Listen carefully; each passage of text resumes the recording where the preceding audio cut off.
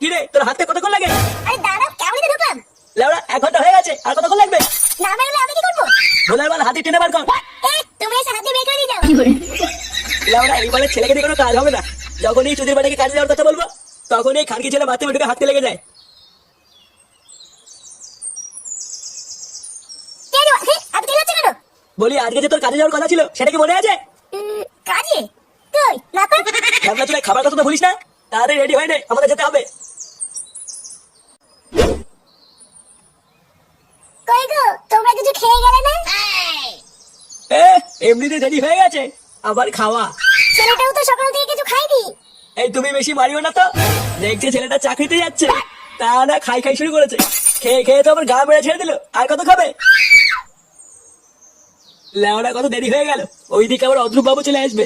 নে নে, চল চল।